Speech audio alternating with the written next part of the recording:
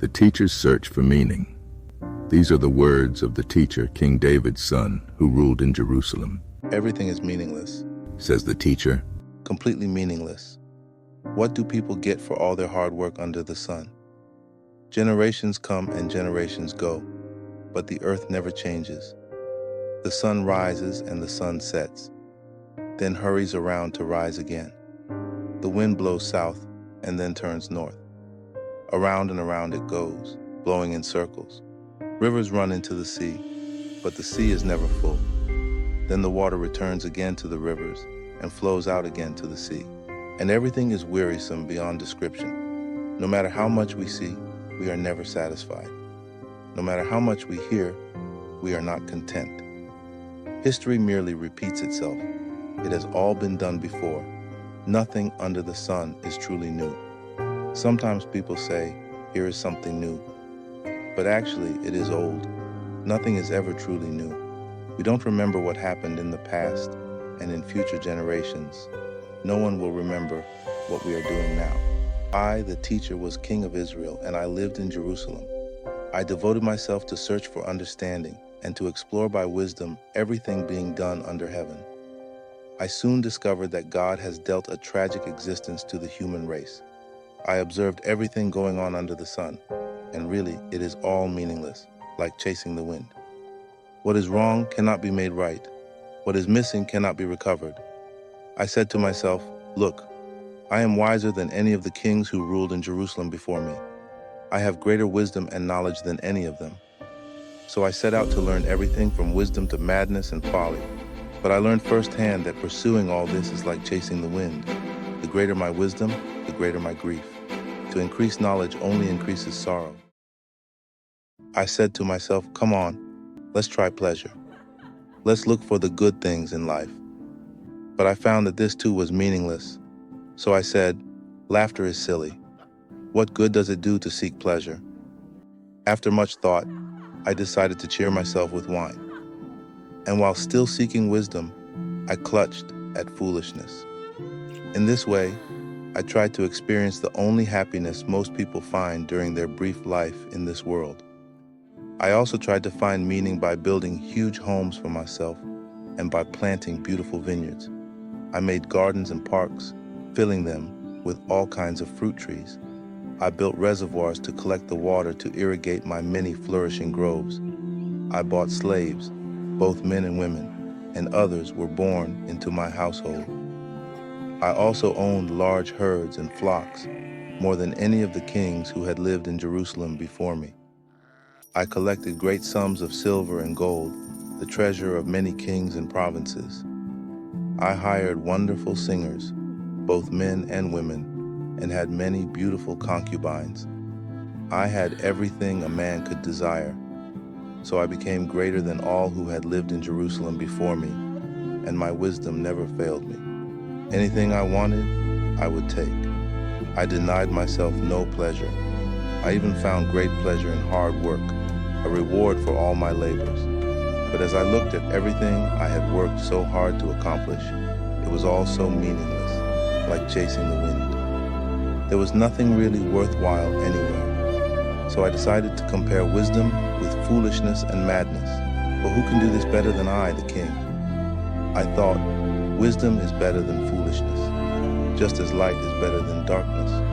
For the wise can see where they are going, but fools walk in the dark. Yet I saw that the wise and the foolish share the same fate. Both will die. So I said to myself, since I will end up the same as the fool, what's the value of all my wisdom? This is all so meaningless. For the wise and the foolish both die. The wise will not be remembered any longer than the fool. In the days to come, both will be forgotten. So I came to hate life because everything done here under the sun is so troubling. Everything is meaningless, like chasing the wind. I came to hate all my hard work here on earth, for I must leave to others everything I have earned. And who can tell whether my successors will be wise or foolish?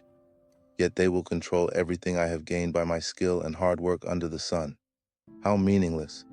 So I gave up in despair, questioning the value of all my hard work in this world. Some people work wisely with knowledge and skill, then must leave the fruit of their efforts to someone who hasn't worked for it. This, too, is meaningless, a great tragedy. So what do people get in this life for all their hard work and anxiety? Their days of labor are filled with pain and grief.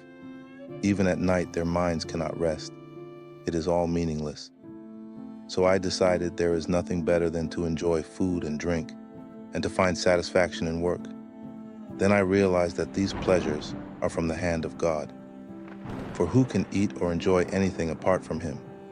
God gives wisdom, knowledge, and joy to those who please Him. But if a sinner becomes wealthy, God takes the wealth away and gives it to those who please Him. This too is meaningless, like chasing the wind.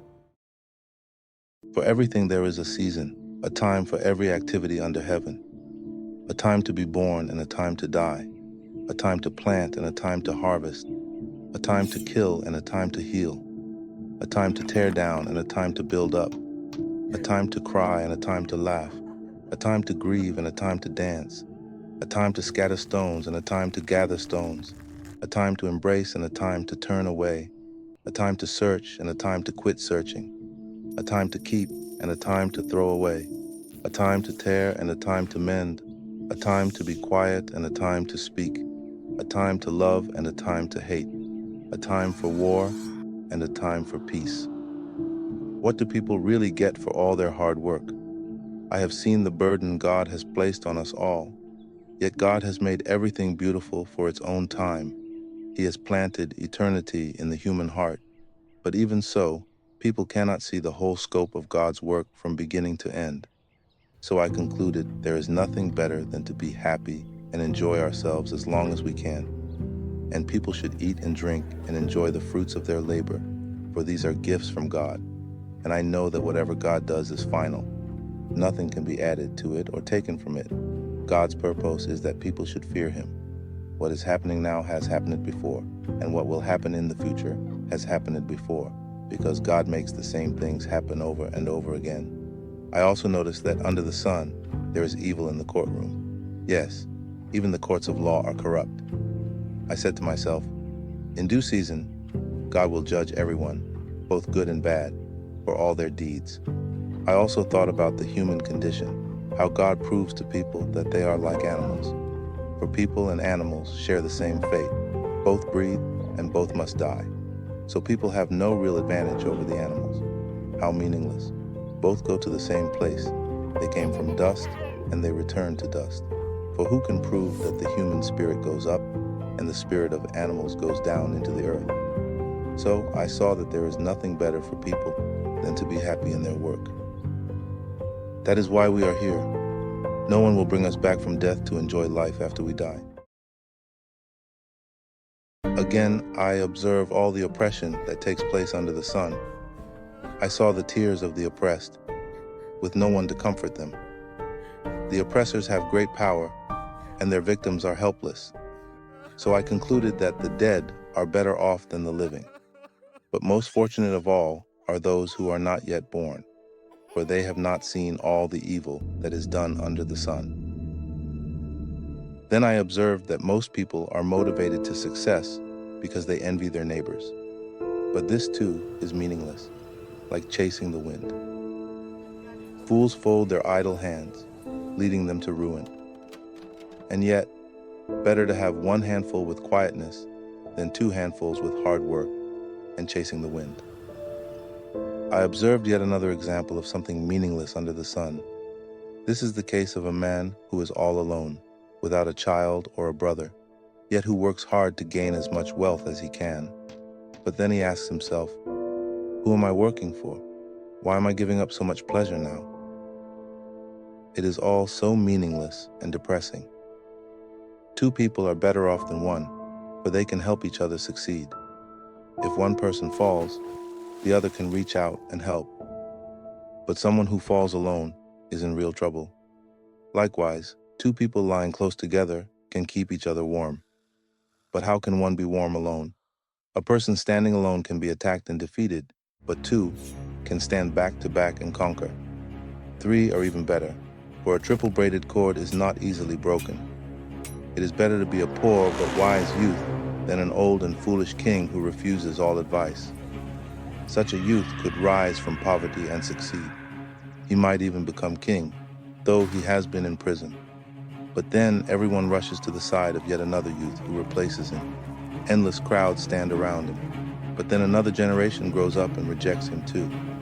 So it is all meaningless, like chasing the wind.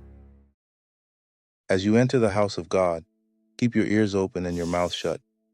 It is evil to make mindless offerings to God. Don't make rash promises, and don't be hasty in bringing matters before God. After all, God is in heaven, and you are here on earth. So let your words be few. Too much activity gives you restless dreams. Too many words make you a fool. When you make a promise to God, don't delay in following through, for God takes no pleasure in fools. Keep all the promises you make to Him. It is better to say nothing than to make a promise and not keep it. Don't let your mouth make you sin, and don't defend yourself by telling the temple messenger that the promise you made was a mistake. That would make God angry, and He might wipe out everything you have achieved. Talk is cheap, like daydreams and other useless activities. Fear God instead. Don't be surprised if you see a poor person being oppressed by the powerful, and if justice is being miscarried throughout the land. For every official is under orders from higher up, and matters of justice get lost in red tape and bureaucracy. Even the king milks the land for his own profit. Those who love money will never have enough. How meaningless to think that wealth brings true happiness. People who work hard sleep well, whether they eat little or much. But the rich seldom get a good night's sleep. There is another serious problem I have seen under the sun. Hoarding riches harms the saver. Money is put into risky investments that turn sour, and everything is lost. In the end, there is nothing left to pass on to one's children. We all come to the end of our lives as naked and empty-handed as on the day we were born. We can't take our riches with us, and this too is a very serious problem. People leave this world no better off than when they came. All their hard work is for nothing, like working for the wind. Throughout their lives, they live under a cloud, frustrated, discouraged, and angry. Even so, I have noticed one thing at least that is good.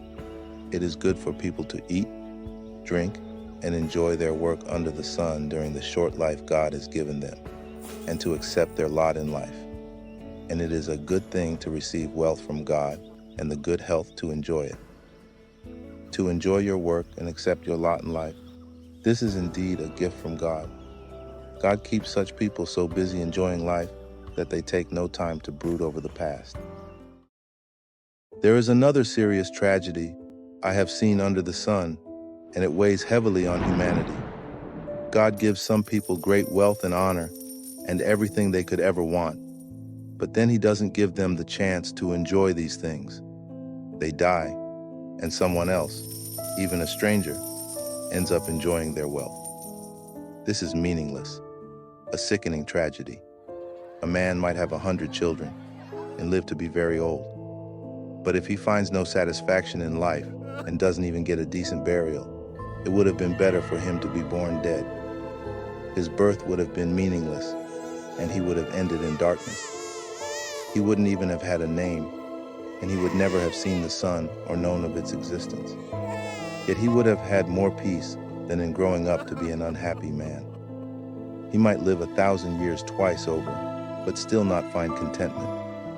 And since he must die like everyone else, well, what's the use? All people spend their lives scratching for food, but they never seem to have enough. So are wise people really better off than fools? Do poor people gain anything by being wise and knowing how to act in front of others? Enjoy what you have rather than desiring what you don't have. Just dreaming about nice things is meaningless, like chasing the wind. Everything has already been decided. It was known long ago what each person would be. So there's no use arguing with God about your destiny. The more words you speak, the less they mean. So what good are they? In the few days of our meaningless lives, who knows how our days can best be spent? Our lives are like a shadow. Who can tell what will happen on this earth after we are gone? A good reputation is more valuable than costly perfume, And the day you die is better than the day you are born. Better to spend your time at funerals than at parties. After all, everyone dies, so the living should take this to heart. Sorrow is better than laughter, for sadness has a refining influence on us. A wise person thinks a lot about death, while a fool thinks only about having a good time. Better to be criticized by a wise person than to be praised by a fool. A fool's laughter is quickly gone, like thorns crackling in a fire. This also is meaningless. Extortion turns wise people into fools, and bribes corrupt the heart. Finishing is better than starting. Patience is better than pride. Control your temper, for anger labels you a fool. Don't long for the good old days. This is not wise. Wisdom is even better when you have money. Both are a benefit as you go through life. Wisdom and money can get you almost anything, but only wisdom can save your life. Accept the way God does things, for who can straighten what he has made crooked? Enjoy prosperity while you can, but when hard times strike, realize that both come from God. Remember that nothing is certain in this life. I have seen everything in this meaningless life, including the death of good young people and the long life of wicked people. So don't be too good or too wise. Why destroy yourself? On the other hand, don't be too wicked either. Don't be a fool. Why die before your time? Pay attention to these instructions, for anyone who fears God will avoid both extremes. One wise person is stronger than 10 leading citizens of a town. Not a single person on earth is always good and never sins. Don't eavesdrop on others. You may hear your servant curse you, for you know how often you yourself have cursed others.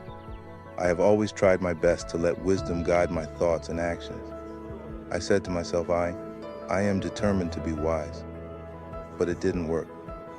Wisdom is always distant and difficult to find. I searched everywhere, determined to find wisdom and to understand the reason for things. I was determined to prove to myself that wickedness is stupid and that foolishness is madness. I discovered that a seductive woman is a trap more bitter than death. Her passion is a snare, and her soft hands will bind you. Those who please God will escape her, but sinners will be caught in her snare. This is my conclusion. How wonderful to be wise, to analyze and interpret things. Wisdom lights up a person's face, softening its harshness. Obey the king since you vowed to God that you would. Don't try to avoid doing your duty, and don't stand with those who plot evil, for the king can do whatever he wants. His command is backed by great power. No one can resist or question it. Those who obey him will not be punished. Those who are wise will find a time and a way to do what is right, for there is a time and a way for everything, even when a person is in trouble. Indeed, how can people avoid what they don't know is going to happen? None of us can hold back our spirit from departing. None of us has the power to prevent the day of our death. There is no escaping that obligation, that dark battle. And in the face of death, wickedness will certainly not rescue the wicked. I have thought deeply about all that goes on here under the sun, where people have the power to hurt each other. I have seen wicked people buried with honor, yet they were the very ones who frequented the temple and are now praised in the same city where they committed their crimes. This too is meaningless. When a crime is not punished quickly, people feel it is safe to do wrong. But even though a person sins 100 times and still lives a long time, I know that those who fear God will be better off. The wicked will not prosper, for they do not fear God. Their days will never grow long like the evening shadows. And this is not all that is meaningless in our world. In this life, good people are often treated as though they were wicked, and wicked people are often treated as though they were good. This is so meaningless. So I recommend having fun, because there is nothing better for people in this world than to eat, drink, and enjoy life. That way, they will experience some happiness along with all the hard work God gives them under the sun. In my search for wisdom, and in my observation of people's burdens here on earth, I discovered that there is ceaseless activity, day and night. I realized that no one can discover everything God is doing under the sun. Not even the wisest people discover everything, no matter what they claim. This too I carefully explored. Even though the actions of godly and wise people are in God's hands, no one knows whether God will show them favor. The same destiny ultimately awaits everyone, whether righteous or wicked, good or bad, ceremonially clean or unclean, religious or irreligious. Good people receive the same treatment as sinners, and people who make promises to God are treated like people who don't. It seems so tragic that everyone under the sun suffers the same fate. That is why people are not more careful to be good. Instead, they choose their own mad course, for they have no hope. There is nothing ahead but death anyway. There is hope only for the living. As they say, it's better to be a live dog than a dead lion. The living at least know they will die, but the dead know nothing. They have no further reward, nor are they remembered. Whatever they did in their lifetime, loving, hating, envying, is all long gone. They no longer play a part in anything here on earth. So go ahead, eat your food with joy, and drink your wine with a happy heart, for God approves of this. Wear fine clothes with a splash of cologne. Live happily with the woman you love through all the meaningless days of life that God has given you under the sun. The wife God gives you is your reward for all your earthly toil. Whatever you do, do well, for when you go to the grave, there will be no work or planning or knowledge or wisdom. I have observed something else under the sun. The fastest runner doesn't always win the race, and the strongest warrior doesn't always win the battle. The wise sometimes go hungry, and the skillful are not necessarily wealthy, and those who are educated don't always lead successful lives. It is all decided by chance, by being in the right place at the right time. People can never predict when hard times might come. Like fish in a net or birds in a trap, people are caught by sudden tragedy. Here is another bit of wisdom that has impressed me as I have watched the way our world works. There was a small town with only a few people, and a great king came with his army and besieged it. A poor, wise man knew how to save the town, and so it was rescued. But afterward, no one thought to thank him. So even though wisdom is better than strength, those who are wise will be despised if they are poor. What they say will not be appreciated for long. Better to hear the quiet words of a wise person than the shouts of a foolish king. Better to have wisdom than weapons of war, but one sinner can destroy much that is good. As dead flies cause even a bottle of perfume to stink, so a little foolishness spoils great wisdom and honor. A wise person chooses the right road. A fool takes the wrong one. You can identify fools just by the way they walk down the street. If your boss is angry at you, don't quit. A quiet spirit can overcome even great mistakes. There is another evil I have seen under the sun. Kings and rulers make a grave mistake when they give great authority to foolish people and low positions to people of proven worth. I have even seen servants riding horseback like princes, and princes walking like servants. When you dig a well, you might fall in. When you demolish an old wall, you could be bitten by a snake. When you work in a quarry, stones might fall and crush you. When you chop wood, there is danger with each stroke of your axe. Using a dull axe requires great strength, so sharpen the blade. That's the value of wisdom. It helps you succeed. If a snake bites before you charm it, what's the use of being a snake charmer? Wise words bring approval, but fools are destroyed by their own words. Fools base their thoughts on foolish assumptions, so their conclusions will be wicked madness. They chatter on and on. No one really knows what is going to happen. No one can predict the future. Fools are so exhausted by a little work that they can't even find their way home. What sorrow for the land ruled by a servant, the land whose leaders feast in the morning. Happy is the land whose king is a noble leader, and whose leaders feast at the proper time to gain strength for their work, not to get drunk. Laziness leads to a sagging roof. Idleness leads to a leaky house. A party gives laughter, wine gives happiness, and money gives everything. Never make light of the king, even in your thoughts. And don't make fun of the powerful, even in your own bedroom. For a little bird might deliver your message and tell them what you said. Send your grain across the seas, and in time, profits will flow back to you. But divide your investments among many places, for you do not know what risks might lie ahead. When clouds are heavy, the rains come down. Whether a tree falls north or south, it stays where it falls. Farmers who wait for perfect weather never plant. If they watch every cloud, they never harvest. Just as you cannot understand the path of the wind or the mystery of a tiny baby growing in its mother's womb, so you cannot understand the activity of God, who does all things. Plant your seed in the morning and keep busy all afternoon, for you don't know if profit will come from one activity or another, or maybe both. Light is sweet. How pleasant to see a new day dawning. When people live to be very old, let them rejoice in every day of life. But let them also remember, there will be many dark days. Everything still to come is meaningless. Young people, it's wonderful to be young. Enjoy every minute of it. Do everything you want to do. Take it all in.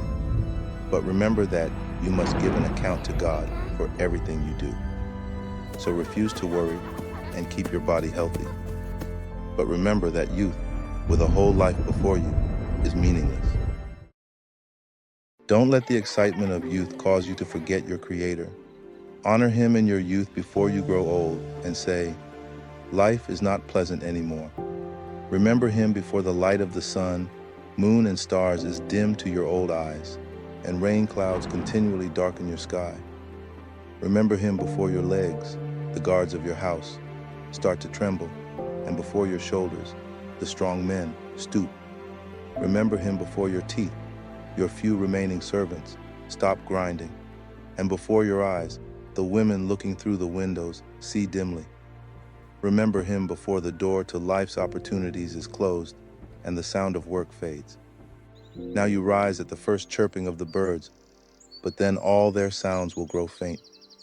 Remember Him before you become fearful of falling and worry about danger in the streets, before your hair turns white like an almond tree in bloom, and you drag along without energy like a dying grasshopper, and the caperberry no longer inspires sexual desire.